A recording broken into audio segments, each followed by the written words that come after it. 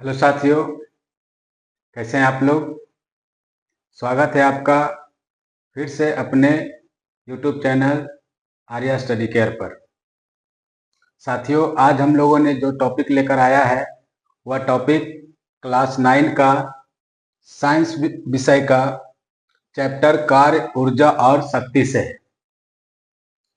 तो साथियों, आज इसी टॉपिक को लेकर के हम लोग आगे बढ़ेंगे और क्लास में जो कुछ भी पढ़ चुके हैं उसी के आधार पर उस टॉपिक का रिवीजन आपके घर पर उपलब्ध हो, इसके लिए हम लोगों ने ये एक छोटा सा प्रयास किया है।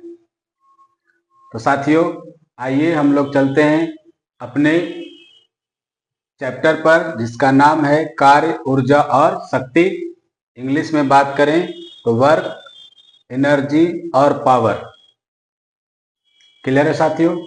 तो इस चैप्टर में सबसे पहला जो टॉपिक आता है वह टॉपिक है कार्य का। वह टॉपिक क्या है? कार्य का। कार्य को इंग्लिश में हम लोग वर्क के नाम से जानेंगे।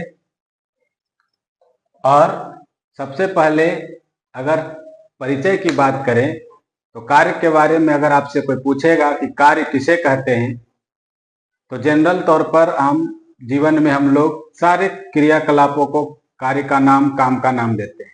जैसे लिखना, पढ़ना, खेलना, कूदना, दौड़ना, ये सारा चीज क्या है? कार्य। लेकिन अगर उसी चीज को हम लोग कार्य को फिजिक्स में या भौतिकी में बात करें तो भौतिकी में इन सारे चीजों को कार्य नहीं माना जाता। फिर एक सवाल आता है कि क्यों नहीं माना जाता है। तो भौतिकी में इस चीज के लिए एक कंडीशन है। कंडीशन यह है कि कार्य किसी वस्तु पर लगने वाले बल और उस वस्तु का बल की दिशा में विस्थापन जब तक न हो हम लोग उसे कार्य नहीं कहेंगे। तो साथियों, इसी से रिलेटेड आगे कहेंगे कि कार्य क्या है। कार्य हमारा एक भौतिक राशि है। कार्य क्या है? एक भौतिक राशि है और फिजिक्स में, भौतिकी में इसे यांत्रिक कार्य भी कहा जाता है। तो साथियों, यांत्रिक कार्य क्यों कहेंगे? यांत्रिक कार्य इसीलिए क्योंकि जब किसी वस्तु पर कोई बल लगाएंगे, जब किसी वस्तु पर कोई बल लगाएंगे या लगाया जाता है, तब उस वस्तु में बल की दिशा में विस्थापन भी होना चाहिए, तभी हम लोग उसे कार्य किया गया मानते हैं। क्लियर है साथियों।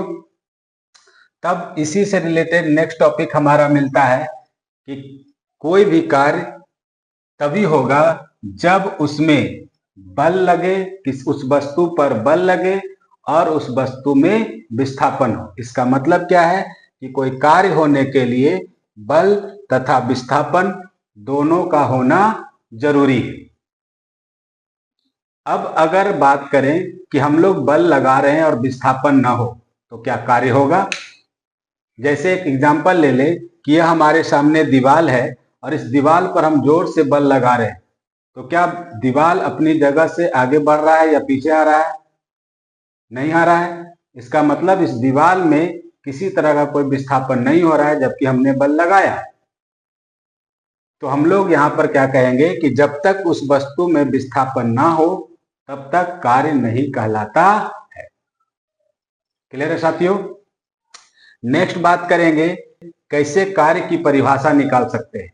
तो कार्य की परिभाषा के लिए कहा जाता है कि जब बल और बल की दिशा में तय की गई दूरी, तो बल की दिशा में तय की गई दूरी को ही नाम दिया गया विस्थापन, क्योंकि बल और विस्थापन दोनों के बारे में आपने पिछले चैप्टर में पढ़ चुका है।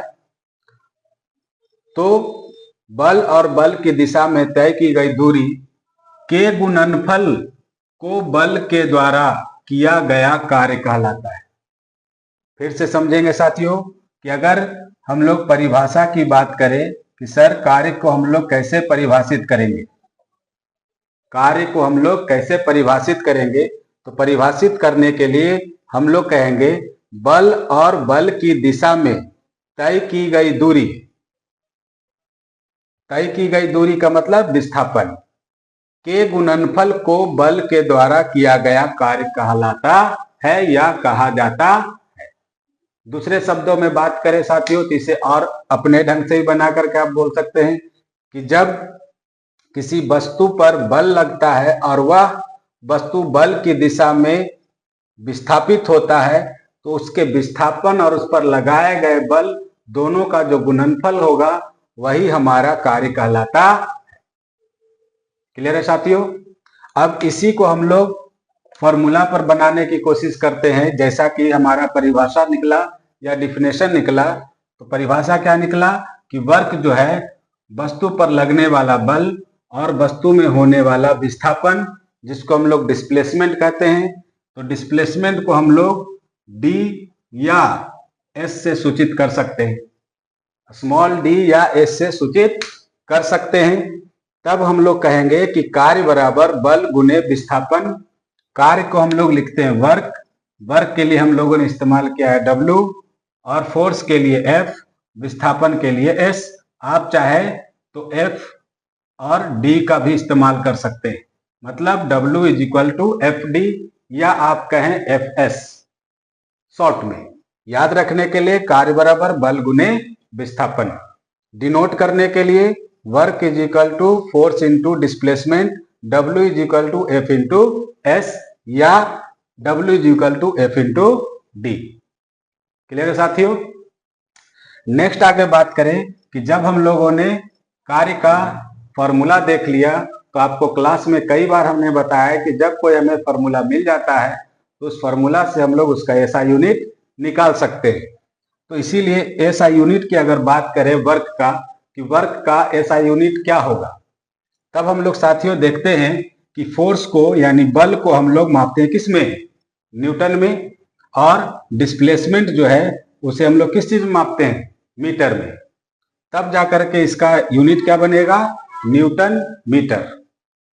क्या बनेगा साथियों, न्यूटन मीटर। लिखेंगे कैसे, कैपिटल N न्यूटन के लिए, स्मॉल m मीटर के लिए। अब साथियों कहता है कि हमारा एसआई यूनिट वर्क का तो मिल गया न्यूटन मीटर, लेकिन साथियों न्यूटन मीटर को ही हम लोग जूल के रूप में लिखते हैं। किस रूप में लिखते हैं, जूल के रूप में। किस लिए लिखते हैं, क्योंकि ब्रिटेन के एक वैज्ञानिक थे जिनका नाम है जेम्स जूल, उनके सम्मान में कार्य का जो एसआई यूनिट है उसे जूल माना गया। आगे चल करके जब हम लोग ऊर्जा की बात करेंगे वहां पर भी हम लोग देखेंगे कि ऊर्जा का भी एसआई यूनिट क्या माना गया है, जूल माना गया। क्यों माना गया वो भी बात किया जाएगा वहां पर, क्योंकि ऊर्जा की जब बात आएगी, ऊर्जा का जब परिभाषा आएगा तो वहां पर भी कार्य का जिक्र किया जाता है कि कार्य करने की क्षमता को ऊर्जा कहते हैं। यानी कोई भी कार्य करने की कितनी क्षमता है तो उसको भी हम लोग जूल में ही मापते हैं। तो वहां पर भी हम लोग इस जूल का चर्चा देखेंगे। क्लियर है साथियों। तब हम लोग कहेंगे कि 1 जूल बराबर जो हमारा यूनिट आ रहा है वो क्या लिखेंगे, 1 न्यूटन मीटर। अगर कहीं पर 1 न्यूटन मीटर दिया हुआ है तो आप उसे 1 जूल समझ सकते हैं, लिख सकते हैं, बता सकते हैं। आई होप कि आपको अच्छे ढंग से समझ में आ रहा होगा, किसी तरह का कोई दिक्कत नहीं आ रही होगी।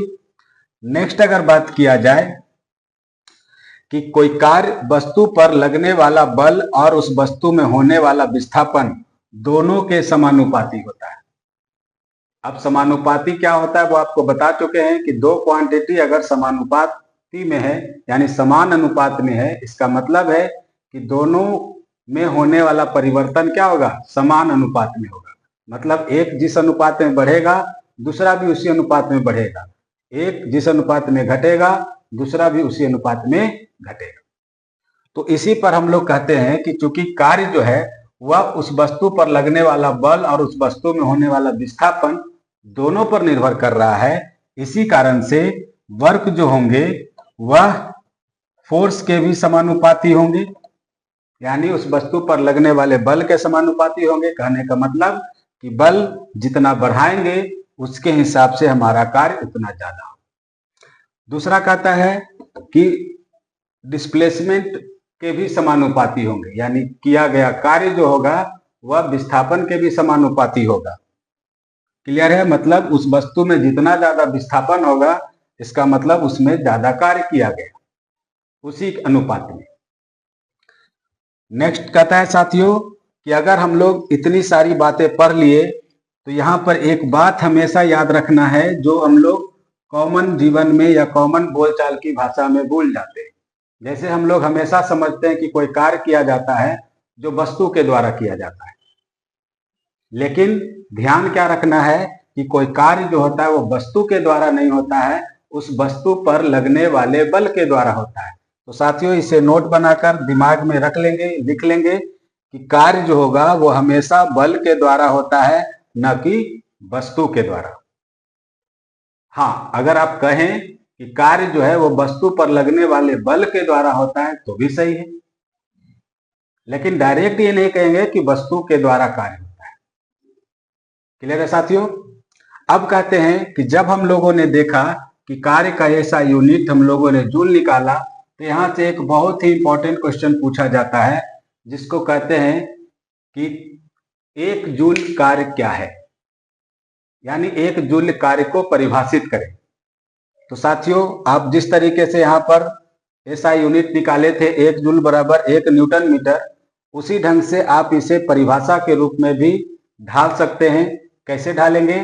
तो कहता है कि 1 जूल का कार्य किसी कार्य की वह मात्रा होगी, 1 जूल का कार्य किसी कार्य की वह मात्रा होगी जो 1 न्यूटन के बल द्वारा किसी वस्तु को बल की दिशा में 1 मीटर की दूरी चलाने में या विस्थापित करने में किया जाता है।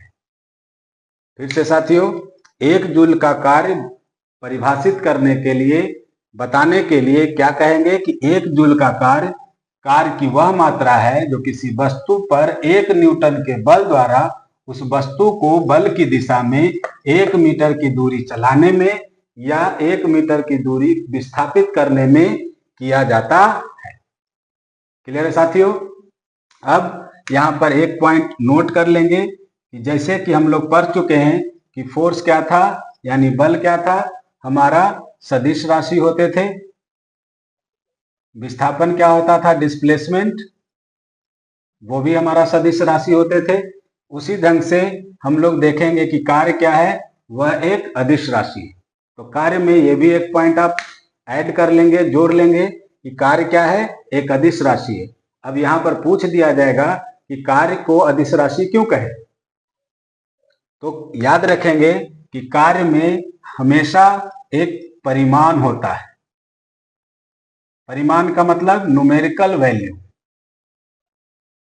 परिमाण का मतलब न्यूमेरिकल वैल्यू। कैसे न्यूमेरिकल वैल्यू होगा? तो कार्य का परिमाण निकालने के लिए अगर आप कहते हैं तो आप देखते होंगे कि अगर हम कहते हैं किसी 1 केजी वस्तु को 1 मीटर उठाते हैं, 1 केजी वस्तु को 1 मीटर उठाते हैं, इसका मतलब इस पर किया गया कार्य कितना होगा, तो हम लोग निकाल लेंगे फोर्स से कि इस पर कितना बल लग रहा है। तो बल लगाने के लिए आपको पढ़े होंगे mass into gravitational force mg। मास कितना है 1 kg और इस पर ग्रेविटेशनल फोर्स कितना लग रहा है 9.8 न्यूटन। अब यहां पर हम लोग कार्य निकालेंगे तो पता चल जाएगा कि हमारा कितना कार्य इस पर किया गया। तो सिंपली हम लोग याद रखेंगे कि कार्य जो होता है वह एक अदिश राशि है, क्योंकि इसमें सिर्फ परिमाण होता है, दिशा नहीं होती है, दिशा नहीं होती है। और आप पहले ही पढ़ चुके हैं कि सदिश राशि होने के लिए किसी भी क्वांटिटी में परिमाण भी होना चाहिए, साथ ही साथ दिशा भी होनी चाहिए, तभी जाकर के वह सदिश राशि होगा, वरना अदिश राशि। क्लियर है साथियों? नेक्स्ट टॉपिक जो हमारा आज का लास्ट टॉपिक, इस कार्य के टॉपिक में लास्ट टॉपिक जो है वह यह समझना है कि कार्य जो होंगे वह धनात्मक भी हो सकते हैं, ऋणात्मक भी हो सकते हैं और शून्य भी हो सकता है। कोई कार्य जो होंगे वह धनात्मक भी हो सकता है, ऋणात्मक भी हो सकता है, शून्य भी हो सकता है, लेकिन हम लोग सामान्य तौर पर धनात्मक कार्य की ही बात करते हैं। और धनात्मक कार्य की बात करते हैं इसीलिए यहाँ पर हम लोगों का जो फॉर्मूला था वो क्या था, W = Fs। ये जो W = Fs है या W = FD है, वह क्या दिखाता है कि हम लोग जो कार्य की बात कर रहे हैं वह धनात्मक कार्य की बात कर रहे हैं, शून्य कार्य की बात क्यों करेंगे? जब कार्य शून्य हो गया तो बात करने की जरूरत नहीं। लेकिन हमारी समझदारी के लिए यह जानना आवश्यक है कि कार्य जो होगा वह धनात्मक भी होता है, ऋणात्मक भी होता है, शून्य भी होता है। तो ये पता कैसे करेंगे कि किस अवस्था में किया गया कार्य धनात्मक हो रहा है, ऋणात्मक हो रहा है या शून्य हो रहा है? तो जैसा कि हमें 3 केस मिला है, केस नंबर ए जिसमें कार्य धनात्मक हो रहा है, केस नंबर बी जिसमें कार्य ऋणात्मक हो रहा है, केस नंबर सी जिसमें कार्य शून्य हो रहा है। अब तीनों केस में हमें ध्यान रखना है कि जब हम लोग बात करते हैं कि किसी वस्तु पर लगने वाला बल और उस वस्तु में होने वाला विस्थापन, तो बल और विस्थापन के बीच किसी न किसी तरह का कोण की भी बात होती है। यानी किसी वस्तु को अगर हम लोग बल लगा रहे हैं, यहाँ पर बल लगा रहे हैं और वस्तु में विस्थापन हो रहा है, यहाँ पर हम लोग मार्कर रखते हैं, इसको हम लोग आगे की ओर पुश कर रहे हैं, तो हमारे हाथों के द्वारा इस वस्तु पर बल लग रहा है और इस वस्तु में विस्थापन आगे की ओर हो रहा है, तो बल और विस्थापन के बीच किसी न किसी तरह का एंगल बनेगा, कोण बनेगा। तो उस कोण को यहाँ पर रख करके ही हम लोग धनात्मक, ऋणात्मक और शून्य कार्य को दर्शाने की कोशिश करते हैं। क्लियर है साथियों? जनरल केस में कोण की कोई बात नहीं किया जाता है क्योंकि कार्य धनात्मक लिया जाता है। और धनात्मक कार्य में क्या होता है कि जो एंगल बनता है किसके बीच, उस वस्तु पर लगने वाले बल और उस वस्तु में होने वाला विस्थापन, दोनों के बीच 0 डिग्री का एंगल लगता है। इसीलिए तब हम लोग कहते हैं कि कार्य हमारा क्या हो रहा है, धनात्मक हो रहा है।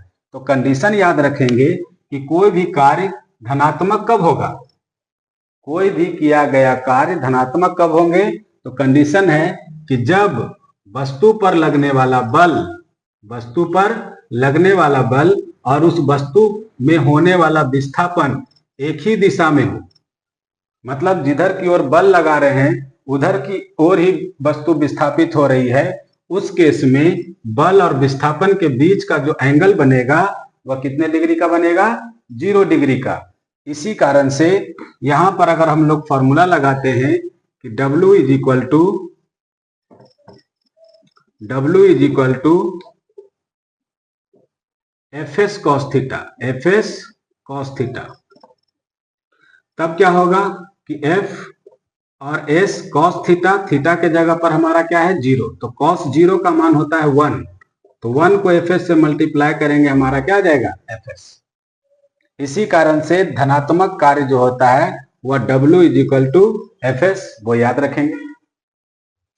नेक्स्ट बात करें कि कार्य ऋणात्मक भी होता है, लेकिन कब ऋणात्मक होगा, तो कहेंगे जब वस्तु पर लगने वाला बल और उस वस्तु में होने वाला विस्थापन दोनों एक दूसरे के विपरीत हो, दोनों एक दूसरे के विपरीत हो। मतलब वस्तु पर बल हम ऊपर की ओर लगा रहे हैं, वस्तु का विस्थापन नीचे की ओर हो रहा है, तब इस केस में क्या हो रहा है कि बल ऊपर काम कर रहा है, वस्तु का विस्थापन नीचे काम कर रहा है, दोनों के बीच जो एंगल बन रहा है वो कितने डिग्री का बन रहा है, 180 डिग्री का। एग्जाम्पल देखना चाहते हैं तो आप कहते हैं किसी बॉल को अगर आप ऊपर की ओर फेंकते हैं लेकिन उस बॉल का विस्थापन कहाँ होता है, नीचे की ओर, वो नीचे आता है, तो दोनों के बीच जो एंगल बन रहा है वो कितने डिग्री का बन रहा है, 180 डिग्री का। और जब 180 डिग्री का एंगल बनेगा तो cos थीटा के जगह पर हम लोग cos 180 डिग्री का मान रखेंगे, तो cos 180 डिग्री का मान कितना होता है, -1। अब -1 को जब हम लोग इसमें मल्टीप्लाई करेंगे तब हमारा क्या आएगा, W is equal to -Fs, और माइनस क्या दर्शा रहा है कि हमारा कार्य जो हो रहा है वो ऋणात्मक है, यानी बल जिस वस्तु पर लगा रहे हैं उस वस्तु का विस्थापन बल के दिशा के विपरीत हो रहा है। क्लियर है साथियों? नेक्स्ट कहता है कि कोई किया गया कार्य शून्य भी होता है। अब इस केस में ध्यान रखना है कि कब किया गया कार्य शून्य होता है।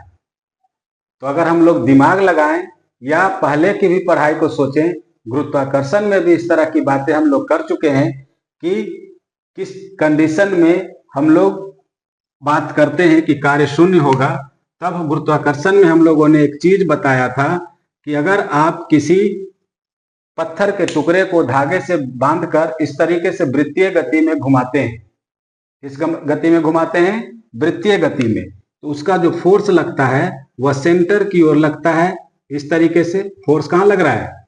सेंटर की ओर लग रहा है। जबकि वस्तु में विस्थापन क्या होगा? उसके टेंजेंट के, वस्तु में विस्थापन क्या होगा? उसके स्पर्श रेखा के अलोंग दिशा। तो इसको बल और विस्थापन के बीच में कितने डिग्री का एंगल बन रहा है? 90 डिग्री का एंगल बन रहा है।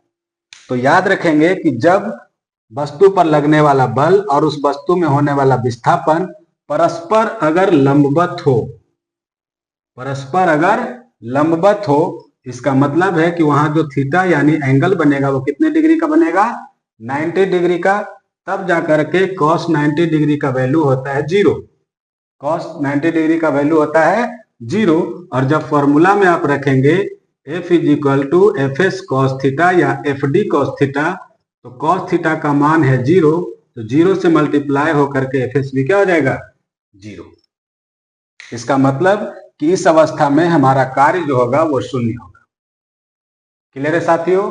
अगर शॉर्ट में इसे याद रखने की बात किया जाए तो आप कह सकते हैं कि कार्य धनात्मक है। इसका मतलब उस वस्तु पर लगने वाला बल और वस्तु में होने वाला विस्थापन दोनों के बीच जो कोण बनेगा वो 0 डिग्री का बनेगा। और उस अवस्था में आप फॉर्मूला लगाएंगे W is equal to F S. Clear है साथियों? और अगर कंडीशन आ गया कि कार्य ऋणात्मक है तो आपके दिमाग में आ जाना चाहिए कि वस्तु पर लगने वाला बल और उस वस्तु में होने वाला विस्थापन की दिशा दोनों एक दूसरे के विपरीत है। और एंगल कितने का बनेगा? 180 डिग्री का। तीसरा याद रखेंगे कि कार्य शून्य कब होगा? तो याद रखेंगे कि जब वस्तु पर लगने वाला बल और उस वस्तु में होने वाला विस्थापन दोनों एक दूसरे के परस्पर लंब हो, यानी लंबवत हो। इस तरीके से, यानी वस्तु पर बल इस तरीके से लग रहा है, विस्थापन इस तरीके से हो रहे हैं, तो लंबवत जब लग रहा है तो दोनों के बीच 90 डिग्री का कोण बनेगा। और जब 90 डिग्री का कोण बनेगा तो बल के द्वारा किया गया कार्य जो होगा वो क्या होगा? शून्य। क्लियर है साथियों? आई होप कि आपको ये सारा टॉपिक समझ में आया हो, किसी तरह का कोई दिक्कत ना हो। फिर भी किसी टॉपिक को समझने में थोड़ी सी भी अगर परेशानी हुई हो तो आप हमें अपना परेशानी, अपना डाउट हमारे कमेंट बॉक्स में दे सकते हैं। क्लियर साथियों? और इसी तरीके से आप इस चैनल से जुड़े रहें, अपने पढ़ाई का रिवीजन इस चैनल के माध्यम से घर पर भी करते रहें और हर टॉपिक का आपके पास वीडियो इसी तरीके से उपलब्ध होता रहेगा। तब तक के लिए पढ़ते रहें, मस्त रहें। धन्यवाद।